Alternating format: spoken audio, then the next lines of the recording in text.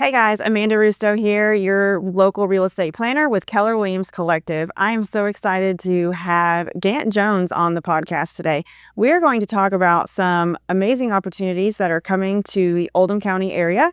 I grew up in Oldham County. I moved back there for my kids to attend the Oldham County schools there. So I'm so excited to talk to Gant and hear about the things that we have coming with the new Clore Station development. Welcome, Gant. Thank you so much for coming today. Thanks for having me on.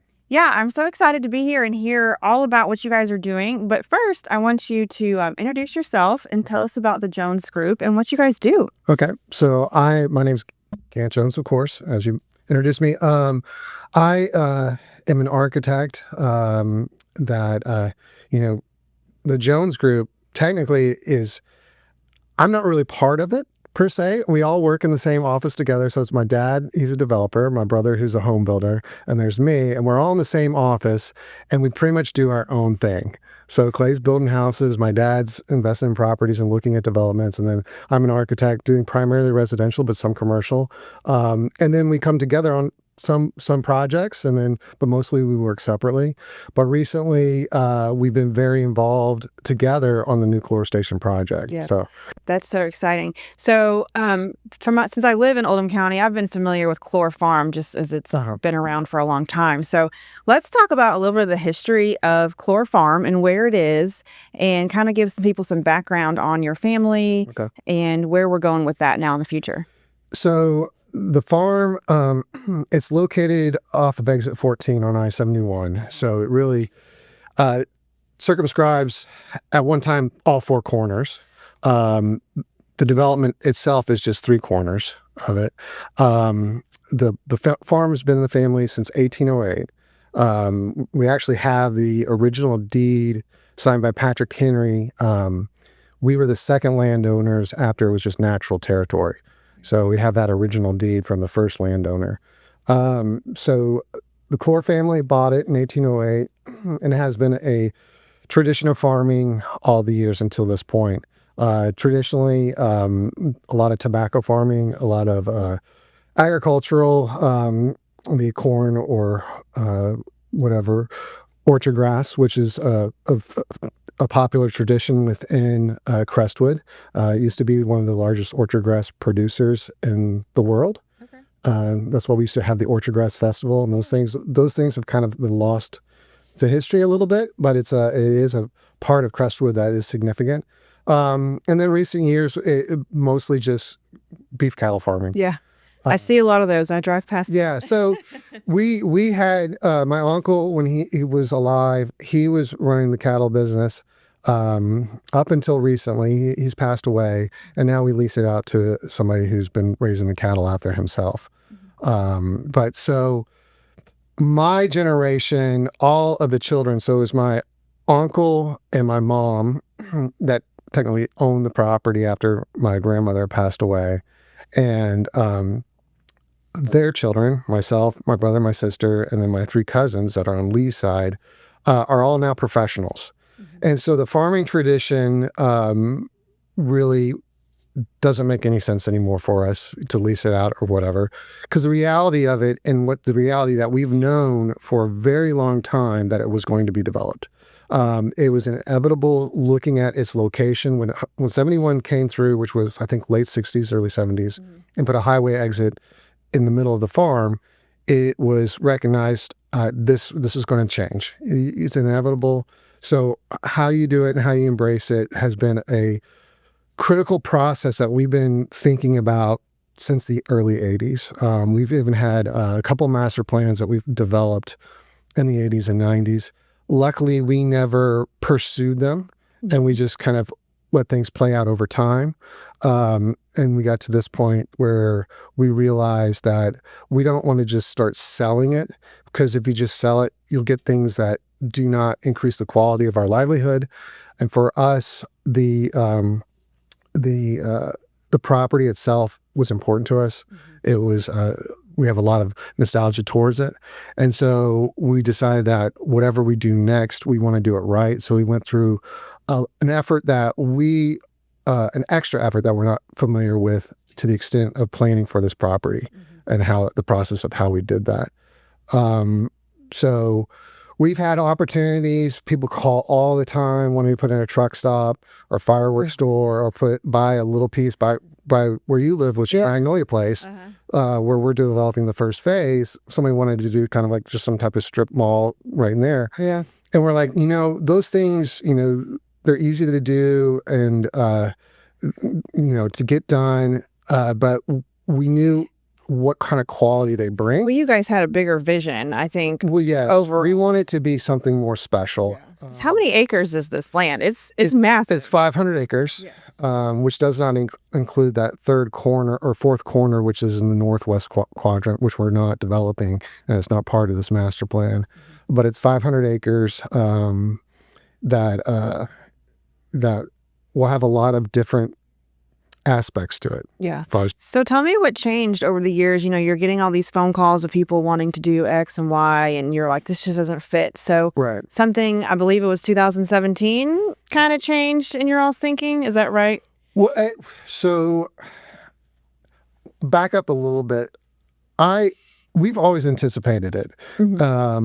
I became an architect mostly because living in Oldham County, I never was satisfied both by the housing design and the planning and everything.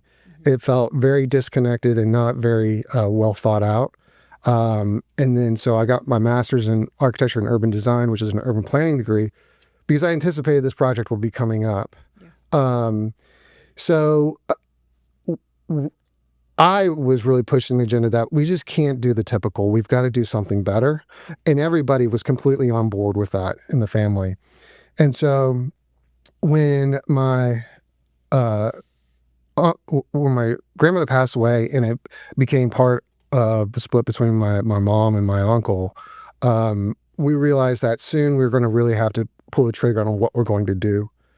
And so we decided that we wanted to do a planning effort that was more pedestrian oriented, built an environment where people wanted to be there and wanted to stay there and live there and work there and participate in it, where it's not just a house on a road, it's a house within a neighborhood. Community. Community is a big word about this development. And it makes me think, Norton Commons, for example. I think that's something that a lot of people are going to be familiar with because it's been around for a long time. And gosh, that used to be farm. And when I was a kid, there were cows over there, and we would go feed the cows when I was a kid. And I think the silos are still there. So all of this story is familiar with me, and watching that development happen, and now it's happening pretty much right in my front yard. So what was your all's vision, and what problems were you trying to solve with the community as far as this development and what it was going to bring to Oldham County? Well, so in 2019, we hired DPZ, the planning firm, to help assist in looking at doing a new urbanist development. And that kind of planning ideology is to talk and focus on the pedestrian and have buildings that front the street rather than be disconnected. So the planning is designed on people walking streets and not on automobiles to drive there. That kind of in 2019 public process, I might not be answering your question so well. No, you're fine. Okay, so but kind of going through process here and how everything came to be. We started that charrette because on that northeast corner, we had an apartment developer come through and said, we want to build here. And we kind of just said, okay, we'll sell you 14 acres. Crestwood Commons? Crestwood Commons, yeah. They were going to purchase a property next to that property, but there was so much pushback. They backed off and they approached us, said, can we build closer to the highway? And we're like, sure, we'll sell you this back area where the cell phone tower is, because we just thought it was less desirable, and that happened. And we're like, okay, we cannot do that again. We have to go through and we need a master plan so it doesn't become like Crestwood's become. Crestwood was piecemeal together. It has no identity, and we wanted to kind of plan it out and really govern and control the quality of that environment. And so we went through, and the objective was to come up with a master plan and the governance documents. So within our family, you have two families essentially working on this project together. Well, if somebody wants to sell out and say, I don't want to do this anymore, the quality of what happens in there, if they sold it to somebody, is being governed by the zoning that we created, by the restrictions that we've created and the architecture standards that we created. That way, whoever bought it would have to adhere to that. And so we don't get lost in having something that's happened within Crestwood up to this point. So we did the charrette. And the charrette is a week-long process of planning where it's really intense and all day. You're in there meeting with people, with the planners who are doing sketches and everything on the fly. You're meeting with all the stakeholders. There might be utility companies and the highway department and the county officials, as well as the public. So the public was invited to participate in the design. So for us, this was a new thing too, because generally you don't want to get the public involved because it goes in so many different directions and it's really hard to... Everybody has their own opinion. Everybody has their own opinion. But this was a really thoughtful process and really got a lot of good input from the community. And in a way, it kept the community informed about what was happening. So that happened in January 2019. Then we did a refinement of the master plan up through that year. And then in 2019... Baptist Hospital came to us, and we're like not anticipating anything at that scale. So our vision was more of a village-oriented, mixed-use, commercial, residential, very tightly stitched together. And this huge behemoth was interested. We're like, well, we don't want to say no because this is a wonderful opportunity for turn that down. County, and it's an anchor for the development. Yeah. So luckily, we, the way the property is situated, where it's divided by the highway and the bypass, we decided to take them over into the northwest area and do a huge hospital campus, which will be, a hospital facility, as well as medical office buildings, a senior living facility. And then we retain about 7 acres of commercial with that area. And so that took actually a couple of years of negotiation back and forth about, we have architecture standards. We want you to adhere to that. What can you do and what can't you do? Because like industry or institution within this type of zoning, which is based on the SMART code, it's hard for those types of uses to adhere to the zoning requirements that we require to help, push the buildings up to the street front and mix of uses and emphasizing residential and how all that works together. But when you have industrial or institutional, for them to function, they have to have setbacks. They are really based on, for industrial, deliveries in and out, trucks and all that stuff. They've got all the other codes that they need to meet. Right. So they, within this type of zoning classification, they become their own special district that allows for more flexibility. So one of the hospital, and we did after, I think in 2020, we did a design charrette with the hospital, which was trying to focus on traditional themes. But the reality is it doesn't really work for them because they're looking at their client or their patient coming in who is in a panic state. And they need it as easy to get identifying. And you can't really make it blend in with the rest of the development itself. It's going to be on the other side of 71, right off the exit. So easy to access. The hospital will be right up against the highway, so high visibility, easy access. And with that, the highway's all changing. They're looking to have that completed in 29 to 30, which the exit will all change. Right now, it's not running efficiently. No. 71's a bit of a mess. Yeah, especially at our exit in the morning trying to get on or off the highway. So right now it's just a 2-lane road, and the hospital with our development has really pushed for KYTC to kind of move where they've done 3 lanes through that exit all the way up to 18. And so the future exit will have 8 lanes underneath it. Oh, wow. From 2 to 8, yes, which will help to satisfy all the traffic. Yeah. In the area. So I love hearing about that, the hospital, and you mentioned some senior living communities, which is all right up my alley. So as a real estate planner, I work a lot with, let's say, the 55 plus population. And I've got folks that are empty nesters, and maybe they're looking for that next chapter. Maybe they're heading into retirement. And a lot of that is seeking a new lifestyle, right? But then I also have the folks that are maybe looking for easier maintenance living. Maybe they need to be on one level. We need to get rid of the stairs. We need to have laundry accessible on the main level. And then the folks that are beyond that, that are looking more for a retirement community or support for healthcare needs. So there's lots of, different variances in that population. So talk to me about how the different pieces of this community supports each of those different populations. That, not just the older demographic, but all demographics. We're trying to create a community that creates a diverse people in there, right? From in all ages, in kind of whatever their situation is. So we're trying to hit housing types for affordability, for kind of usability. We've already kind of working in getting a senior living facility developed in the second phase, which will be independent and memory care, which is one component. Love that. But our housing will have a kind of diverse, types of housing in there. First, to kind of focus on, we're going to have townhomes. That's where we're trying to look at the people who want that patio home typology, where you have, the homes are close together, so they're a little bit more affordable to build.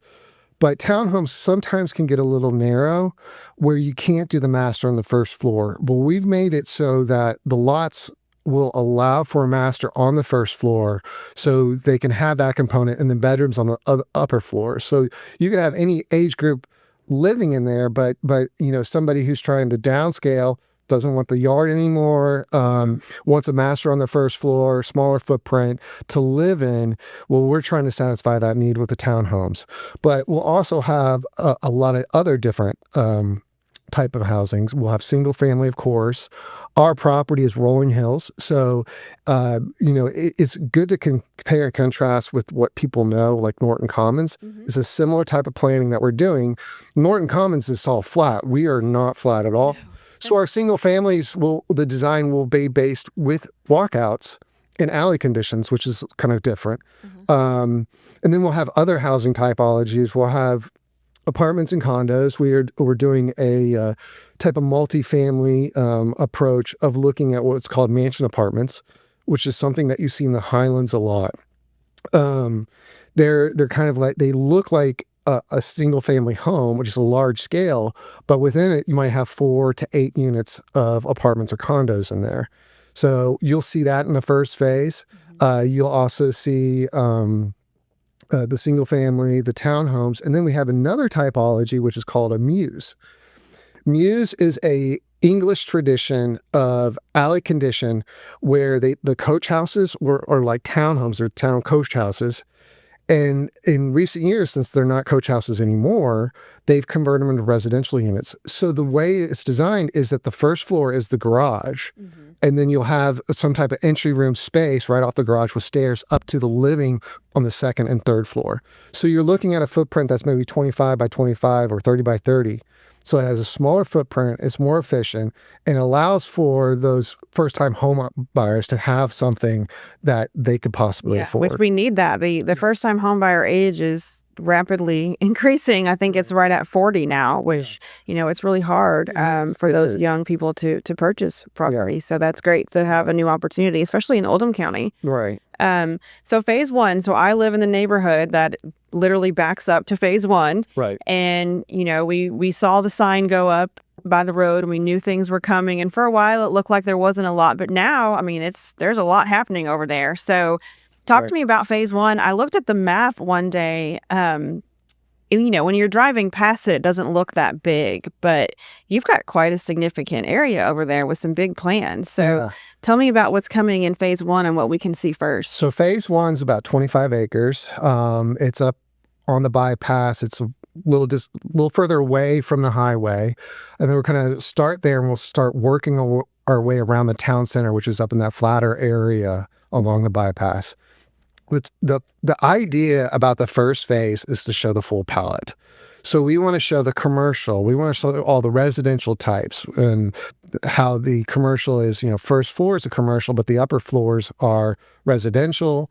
The live works, where you have owner occupied commercial buildings where they have their business on the first floor, and residential where they would live above. And the idea is so people who are interested in the project, possibly living there or owning a business and putting it there, the first phase will introduce them to understanding what it's all about. So that's what we're trying to do with the first phase on 25 acres. And then we just started design on the second phase. So how long will it take for phase 1 to be completed? What is So we started moving dirt in August. Right now we're doing a lot of blasting, which you've heard. The depth of rock's not very good, but the idea is we want to blast all the rock for the basements and for our infrastructure, so builders will have an easier time to build versus ramming everything out. But that we'll be working on putting infrastructure and roads for that first phase until this summer, and then we'll start building homes end of summer. That's what we anticipate. So 2026 into summer, we're going to start seeing some. Right. And then I think people will actually be living there maybe spring of 27 if everything goes good. Yeah. I think the project might take the first phase. I think significant build out will be done in about 3 years or so. The commercial will always kind of come along. But we were going to build one of the first commercial buildings up front, right there at the corner as you pull in, which is about a 6,000 square foot footprint, and it's 3.5 stories tall. So you'll see that, and then some other commercial will start filling in after that. The live works, I think, will go up very quickly. We have about 6 of those, or maybe about 10 of those units. Explain what a live works is. It's probably like a 36 foot by 90-foot deep building. They are attached together like a townhome. They're like like you'd see in Main Street LaGrange. Okay. So you have the commercial on the first floor and the residential above that. And the idea is they're owner occupied. So the owner would live on that upper level and their business would be on the lower level. Beautiful. And so in conjunction with, I guess, phase 1, you're already starting on phase 2? Is that what I'm hearing? Or working on it? Because our concern is that we have what's called a builder's guild. So we only have a select chosen builders to be part of the project. So they'll be purchasing 3 lots at a time and immediately going to construction. If you can imagine, we have 12 to 15 builders. You only have so many lots, and you don't want them to get to a point where there's nothing for them to buy or build. You want to keep them happy. So we want to keep, pushing forward. Phase 2, let's get that design going so we can break ground as we need to. And this is starting to run out of lots for Where heirs. is phase 2? It'll be attached to the first phase, but it'll go more over the hill. Is that behind the Baptist? Yeah, to west side of the Baptist church. So they'll start marching around, going over to the highway exit through there. Now, with phase 2, we've had so much commercial interest that we're going to have to do a lot of the commercial development along the bypass itself. Okay. So I'm happy to say that one of the key components that we've been talking to for a couple of years now, I finally can go public with it, is that the art center is going to be a key feature within the development itself. They came to us, and there's another thing where we weren't like, that's kind of a big scale. I wasn't anticipating that. They came to us and this might be an awesome opportunity to really have a building use that I think just what a great thing, an art center to have in the middle of your development, because that will influence the culture and the restaurants and how all that participates together to make more of a dynamic kind of planned development. And so we were considering how does this work? So what we've done is we've made them the key feature up front, where the backside of it keys into the back of the building, an amphitheater that goes into our central plaza. Oh, cool. So we'll have kind of our retail and restaurants, looking over into the amphitheater, so people could be dining and actually enjoy what might be happening as part of the that sounds outside of the art center. So you said a key word in Oldham County. You said the word restaurants. because we don't have a lot of them, Right. and we have much of repeat types out there. Do you have a number of about how many new restaurants we're gonna see? Is that still up in the air? We have not pursued or marketed for commercial at all. Okay. But people keep calling. The people that are calling are people who are looking for buildings for themselves. So it's banks, it's the art center, the senior living facility. I do not have the experience to know when the restaurants start calling, but I believe it will be when we start having buildings for them to occupy. And so we are hoping with that first building that we're going to have a cafe and maybe a coffee shop in there, because we're going to have a lot of subs out there working, having a place for them to eat lunch right there, as well as customers who are and future homeowners who will be coming through there to explore it. We want a place for them to go and have a cup of coffee and talk about the project and kind of get that going. For us, this type of development, we are going to be strict on curating it.